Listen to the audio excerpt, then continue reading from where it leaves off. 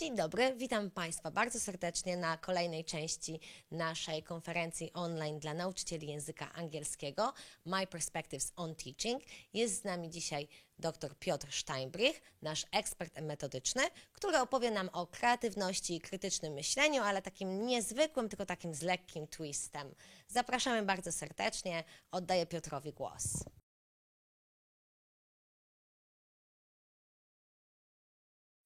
All right, so thank you very much for joining us for the conference, and my name is Piotr Steinbrich, and I'll be talking about creativity and critical thinking with a twist. So this session is divided into two parts, but in fact it's four parts. In part number one, I'm going to lay out some theoretical prerequisites concerning critical thinking and creativity. Then in part one proper, I will focus on creativity and developing it in the classroom with the students. In part two, we'll look at critical thinking more carefully, and both part one and part two will be task-based or task-orientated. So we'll basically be looking at different ways of using different activities in order to promote both critical thinking and creativity. And in the last part, the fourth part, it's going to be the shortest part. It's just a wrap-up of the things that I will be referring to in the presentations. So without further ado, we move to the preamble, in which I'll lay out some theoretical foundations concerning creativity and critical thinking by looking at what I call important premises. So premise number one is that critical thinking and creativity are essential in language learning and teaching. In my opinion, they are a must. Without them, there's no teaching and there's no learning. I don't believe in the mechanical approach of preparing the students for exams, for example, Matura, by just focusing on the format of the exams, but instead I'm a fan of focusing on something else like critical thinking and creativity. Premise number two is that creativity and critical thinking are intertwined. One cannot exist without the other.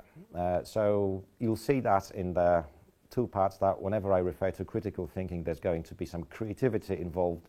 And conversely, whenever we talk about creativity, there's going to be some critical thinking involved as well. Premise number three is that creativity and critical thinking belong to the domain of the 21st century skills. Which means that we're not just focusing on here and now, but we're also trying to prepare the students for future challenges, for the outside of the classroom challenges. Premise number four is that creativity and critical thinking are referred to in the core curriculum, especially critical thinking. If you read the preamble to the core curriculum for secondary, you will see that point number one is concerned with different kinds of thinking, critical thinking being part of it. Premise number five is that creativity and critical thinking are directly related to academic success. And there's lots and lots of evidence to support this claim, lots of evidence to show that if we focus on developing those two concepts in the students, then they do better at exams. And finally, creativity and critical thinking work both ways, both for the learners and for the teachers. Which means that if we want the learners to be critical thinkers, we need the teachers to be critical thinkers as well. If we want the learners to be creative, we need the teachers to be creative as well. And in the two sessions that follow, I'll try to address two important questions. Question number one is how to promote creativity and critical thinking in the context of secondary foreign language learning and teaching. In other words, what can a teacher do in order to develop those two in the students? And question number two, how to adapt regular and also Matura-orientated tasks so they involve creativity and critical thinking. The obvious problem with the second one is that we don't quite know what Matura tasks will look like, but we can speculate, and our speculations will or should be based on the existing documents, which is the core curriculum, which is the Common European Framework of Reference published in 2017, but also Egzamin ósmoklasisty that we have access to now. And the last thing in this first part, in this opening introduction to the two sessions, we need to define the terms. So whenever we talk about critical thinking, whenever we refer to critical thinking, we're talking about developing opinions, or we're talking about helping students create and express opinions which are based on their knowledge, their experience, and their expertise. Creativity, on the other hand, will be involved with different kinds of experimenting with the material which is familiar to the students. So trying things out, doing things differently, all kinds of experimentation, classroom experimentation that we can think of. So now moving to part number 1, which is entitled Incorporating Creativity into Regular Classroom Practices. We're going to look at different activities or different tasks that we could use with the students, the tasks that require minimum preparation on the side of the teacher, the tasks which are based on the materials that are found in different course books, and the tasks which I think maximize motivation and are attractive to the learners. The input which I'm going to use is taken from my perspectives level 1, so this may be familiar to you. But as you will see in what's going to follow, these could be used with virtually any course book that you are using at the moment. So, starting with the first idea, or with the first task, picture description. I've chosen picture description because we all do it, because we all do it on a rather regular basis, because we know that probably picture description is the best candidate to get the students going, to get the students to talk at the exam. Also, we realize that whenever we talk about picture description, the tasks are totally predictable, they are kind of uninspiring, they're monotonous, they're repetitive, they're boring, you name it. Usually we talk about the predictable format, usually we talk about a fixed set of expressions that the students use. So where's the creativity here? If we look at the picture from my perspectives, a nice, I think, candidate for the oral matura task. Obviously, we can get the students to talk about this picture. We can get the students to describe it by saying what they see in the foreground, what they see in the background, what is the context, what is the situation, what the people are wearing, how they're feeling, you know it. But I thought about enriching this activity with what I call think bubbles. So this activity and also other activities that follow, that focus on picture description, will help students create some sort of mental framework of how to describe a picture, but also how to go beyond a mere description. And think bubbles is one of such examples. So what the teacher has to prepare is basically think bubbles, something that you can either cut up, something that you can tear up from paper, or something that you can ask the students to tear up from paper. And what the students have to do is to use the picture that they use for the description task and start using think bubbles. These are my suggestions. The teacher saying to the class, okay class, photo time, everybody smiles, will be in the course book. And then the students are thinking some other things. One of them thinks, so that's why they asked us to put on those stupid clothes. Another one, great, I'll put that in my Instagram. Another one, you're not serious. And of course, it's all about students' creativity. It's all about creating this mental image for going beyond just a mere description. Then we could focus on what I call before and after. Obviously, when we look at the picture, it is taken at a specific time in a specific context. But obviously something happened before and something will happen afterwards. And we can also try to get the students to think and talk about what happened before and what will happen, or what might happen afterwards. For example, with reference to our photograph, to our picture, we could ask the student the following question. How would the teacher prepare the class for the photo session? What will she say? What will they do? What will she ask them to do? How to behave? And stuff like that. And when we talk about the after part, what would the learners do after the photo session? Will they go to another class? Will they have a break? Will they have some sort of get-together? Again, it all depends on the students' creativity. It all depends on what the students would like to say and how they would like to say it. So, as I said, an attempt to help the students to create this kind of mental image for a picture description task by going beyond it, by focusing a little bit more on creativity. Another activity which is also based on the picture is the one which I call Who Are the People? And again, while describing a picture, we typically say what we see in the picture, what the people are wearing, how old they are. But again, we can ask the students to go beyond it and to ask them not to say the obvious things about the people in the picture. And also to be unpredictable and to be creative in what they're saying. For example, talking about these two that you could see in the photograph, we could say, for example, or the students could say, for example, that the woman is an accountant, she's got a boring job at weekends, she does skateboarding and she's quite good at it. The man, on the other hand, is a teacher, an English teacher, currently on strike, or probably not anymore. And he's never done any skateboarding before. It's his first attempt, and he's totally and absolutely scared to do it. Again, this could be modeled by the teacher, and then the students will follow suit.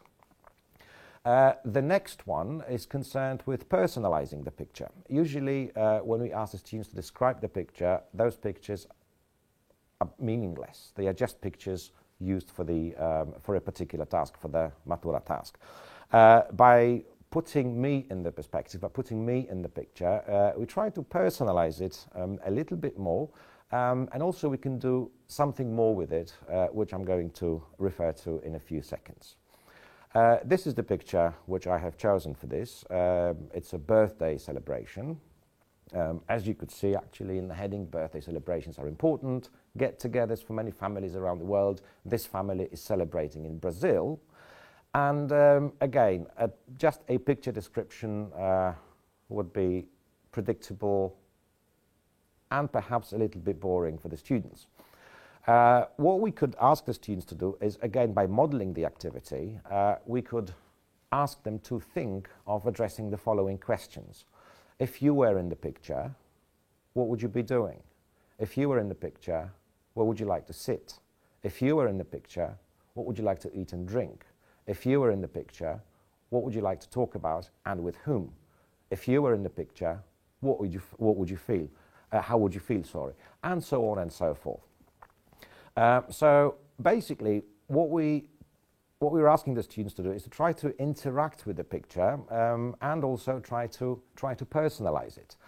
This extra bonus would be could be grammar practice, where we try to get the students to practice or to use the second conditional with this activity. So, moving on, the next one, also picture-based, is the one I call childish questions. And it works with virtually every photograph, every picture. And what the teacher has to do is to encourage the learners to write as many obvious questions about the photograph as they possibly can. They do it in groups, then groups swap their questions and provide a description which is either spoken or written, depending on what the teacher wants or depending on what the students prefer. And to give you a flavor of what I mean by childish questions, these would be the obvious questions, like why are they upside down when we talk about this particular photograph? Why is the train empty? Why is the train so clean? Why are they wearing sports clothes? Why are they smiling? Have they, sorry for the mistake, have they punched their tickets? And so on and so forth. When the students in group have provided those questions, then they, as I said before, they swap those with another group and they try to answer that in a more or less coherent way. So as a teacher, you might want to pre-check or pre-teach some discourse markers, which would make the production more like a flow, more like something which has the beginning, the middle, and the end, or just addressing the questions. The next one, I got the inspiration for the next one after my last trip to Malta, where I saw some signs which I could not possibly interpret, I just didn't know what they meant. And I thought that it might be a good idea to use that in the classroom with the students, where you might ask the students to actually find some unusual signs, to bring them to class. They'd probably have them in their smartphones, to look at them, to show them in groups, to compare them in groups, and to try and interpret them. One of my favorite signs is the following, the one that you could see in the screen: absolutely nothing next 22 miles, but then it doesn't really lend itself for interpreting. It's predictable what you will see for the next 22 miles, basically nothing. But if you look at this one, this is a bit more challenging. What is the man doing? Or what is the man not supposed to be doing in this photograph? What are those little things at the bottom of the sign? Are these sharks? Is the man on the bank of the ocean and have to be careful not to be eaten by the sharks? Difficult to say. Lots of possibilities, lots of interpretation for the students. Another one that could be that could serve an example as the modeling for the students is this one. I have no idea what this could possibly mean. That probably if you're in a wheelchair, you've got to be careful not to be eaten by crocodile. Or this one, not really a pedestrian crossing, but dinosaur crossing, probably. Or that one, it's dangerous to ride on rainbows, probably. Or this one, no swimming in stupid glasses or wearing stupid uniforms, probably. I'm absolutely sure that the students will find lots and lots of similar or better signs to interpret, which will provide a nice context for talking, and which will be a nice deviation from regular classroom chores. The next one I would like to present, I would like to show you, is a picture-based student-generated writing task. It's picture-based, but it's also text-based. Again, taken from my perspectives, level 1, the students are doing the reading in the typical way, the pre-activities, while activities, and post-activities. This particular text is about something that we celebrate in Poland as well. We call it osiemnastka, and it's very close to the students' hearts. Here in Mexico, it's about the 15th birthday. As you could see in the picture, a father and daughter celebrate at a fiesta de 15 años. And actually, this picture will serve as the springboard for doing the writing task. So, as I said before, after we've done the text with the students, we could ask them to do a little bit of the extension activity, which would resemble one of the Matura writing tasks, where the teacher provides the opening sentence to the students. You've just come back from the birthday party that took place in Mexico. Write an email in which. And then there are 3 empty bullet points that the students in group have to provide. So the students are discussing the points in groups, then they exchange the bullets with another group and do the task. So it's the students who create the activity, and it's the students who do the activity after some other group has created the activity for them, all based on the picture. And this is the end of the first part, so thank you very much for watching, thank you very much for being with us, and I'll see you in a few minutes.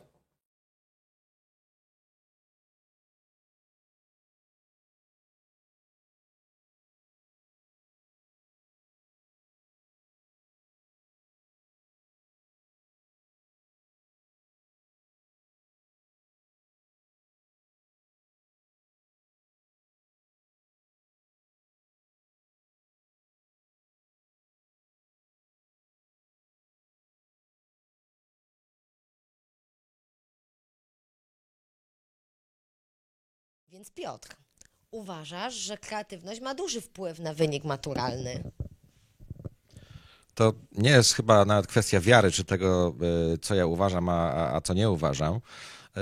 Jak mówiłem wcześniej, jest mnóstwo badań z różnych dyscyplin, z różnych krajów, które pokazują, że promując kreatywność wśród studentów, mamy lepsze wyniki egzaminów. Po prostu. To jest fakt, to jest stwierdzone, to jest policzone, to jest opisane.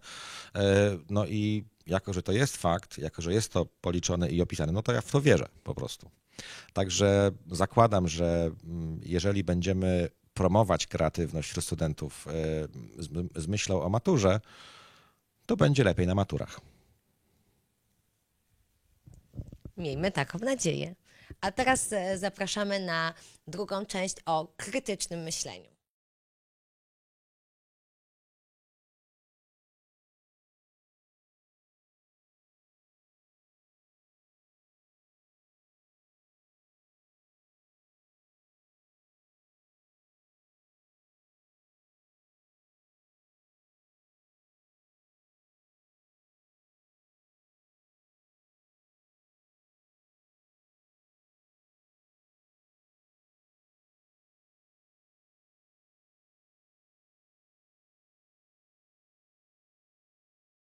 So hello again, and in this second part we're going to look at critical thinking with a twist. And just like in the first part, I'm going to mostly refer to different classroom tasks and activities that you could use with your students. And just like in the first part, I'm going to refer to the materials from my perspectives level 1. But also, like in the first part, you will see that the activities I'm going to suggest will be usable or could be usable with other course books or other materials. So, without further ado, let's move on to the first idea, which I call smartphone dangers.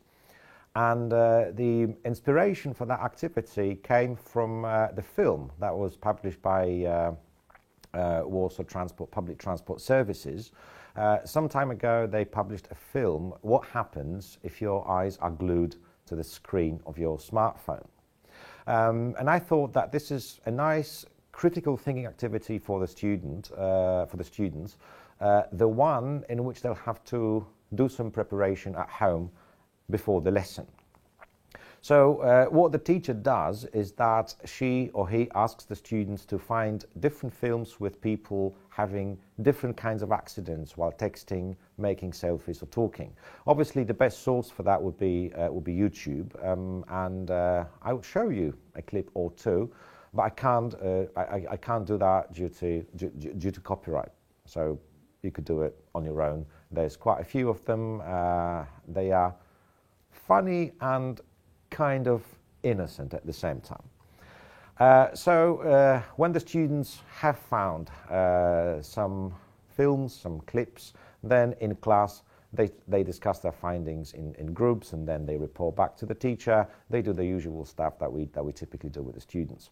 The idea is to get them going. The idea is to get them to talk about something which is their context, which is part of their lives, but also the idea is to raise awareness concerning how dangerous it could be to use a smartphone without looking at the world around you.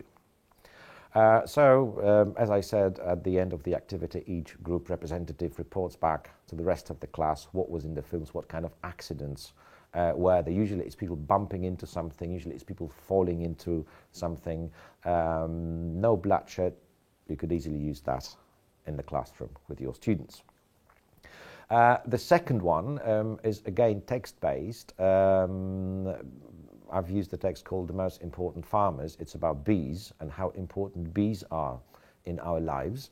And I've chosen that for two reasons. Firstly, because it's an interesting text, and secondly, because it lends itself quite nicely to extension. As you could see on the screen, it's a project-based activity, and I think the picture that goes with the text is interesting.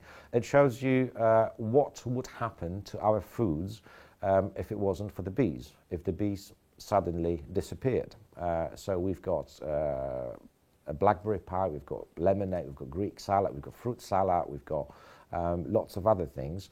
And we've got a nice quote here. Almost all the fruit and nuts and a lot of vegetables, and a lot of the vegetable varieties that we eat require some insect, usually bees, for pollination. So also it's kind of eye-opening to a particular problem. And then based on that text, or when we do this text with the students in class, we could ask the students to start a project where they would keep a log or a diary of what they eat in a week, and then after a week they bring it to class and discuss their eating habits with the students. This could be the discussion itself, or this could be just the start for talking about what's good for you, what's not good for you when it comes to eating. All based on the text from the book, all based on the picture that goes with the text as well. The next one is concerned with writing. We've had a writing task in the first part of the presentation, the one on creativity. Now we'll have a text-based writing task that focuses more on critical thinking. I've used the text which I had used before in one of my talks for Nova Era. The text is called Not So Fast. It's about a swimmer, Lewis Pugh, who likes swimming in extremely cold waters. Here you could see Lewis Pugh swimming in Lake Imja at the foot of Mount Everest. But I'm going to use this text differently than I used it during the talk in the past. So we've got a short text about the swimmer. We've got some information about what he did or what he failed to do, and then once we have done it as a regular text with the pre, while and post activities, we could ask the students to write a paragraph in which they express their opinions concerning Lewis's achievements or failures. And to prepare the students for the writing task, we could do some sort of modeling in the form of, for example, a mind map, where the learners will be expressing their opinions. The teacher would be putting those in the form of a mind map, and then the ideas from the mind map would serve as the springboard for writing or for expressing opinions concerning Lewis's achievement or Lewis's failure. The next one is concerned with TED Talks. As you may know, TED Talks are a very important part of the My Perspective series. We've got quite a few of them. They are interesting, they are a nice pedagogic material, they are a nice pedagogic tool for the students and for the teachers. And apart from having lots of exposure to English, they are also developing students not just linguistically but also socially, or kind of making sure that students are becoming better persons and better citizens. And actually any TED Talk you look at is going to be like it. So I've got one about the girls, and that we should teach girls bravery but not perfection. And whenever I see a TED Talk lesson in My Perspectives, what I think of is the flipped classroom model. The flipped classroom model, again, may be familiar to some of you. What's the important premise concerning the flipped classroom model is that we start with the end, hence the name flipped classroom. So we typically ask the students to prepare something in advance, to prepare something before the lesson, or to prepare something for the lesson. Usually it's doing some research before the lesson starts or before the lesson takes place, and it's about bringing students knowledge and bringing students experience to the lesson.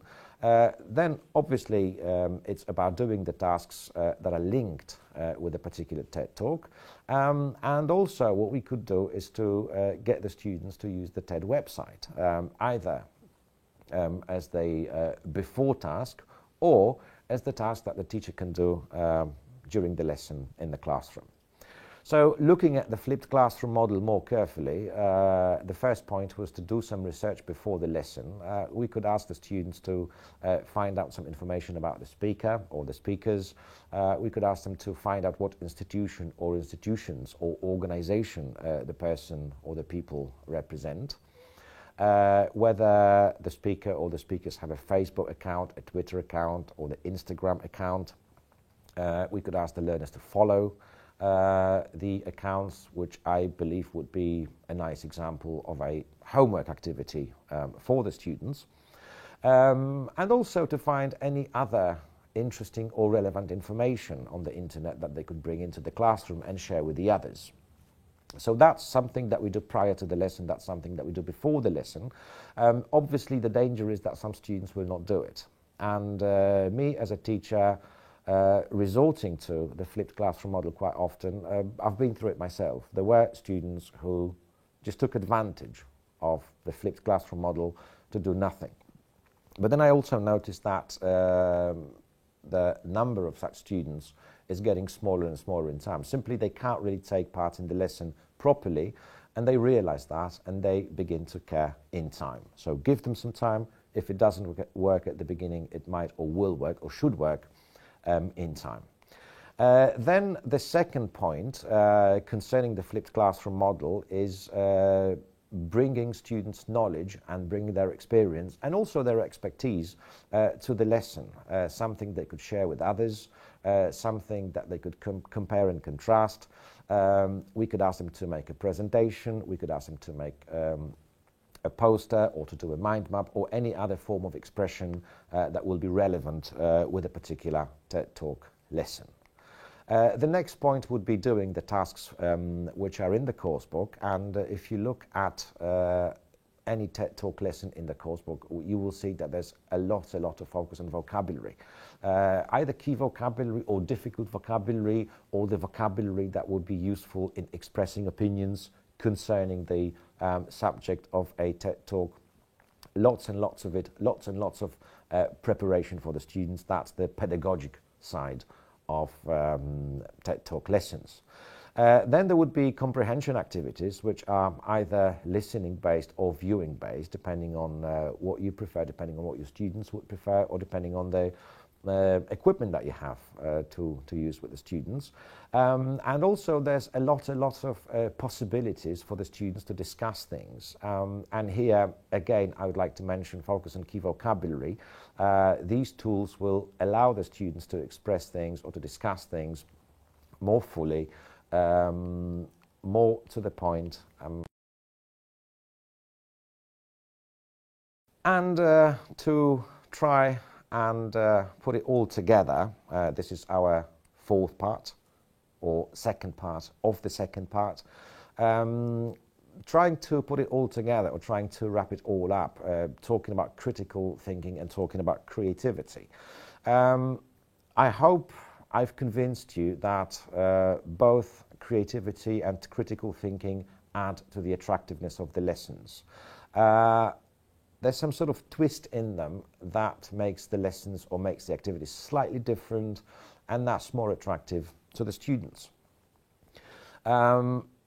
Creativity and critical thinking make learning a more memorable experience.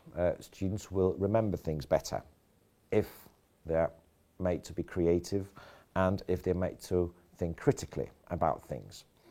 Creativity and critical thinking make learning more meaningful because we very often focus on the notion of personalization. And as we know, the most interesting topic to talk about is always me.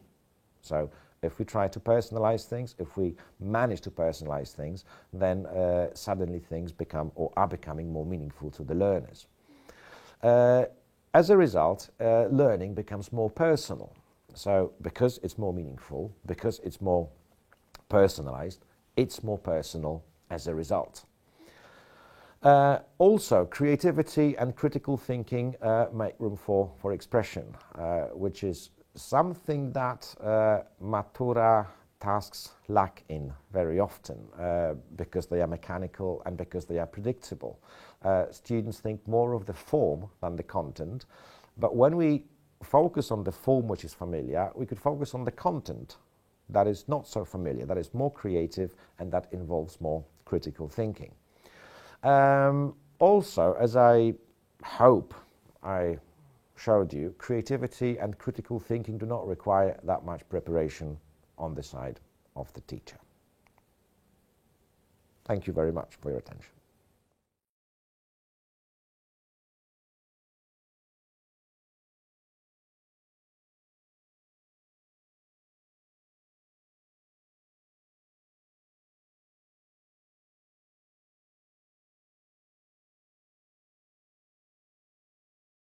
Piotr, czy możesz powiedzieć nam, czym różni się krytyczne myślenie od takiego zwykłego myślenia?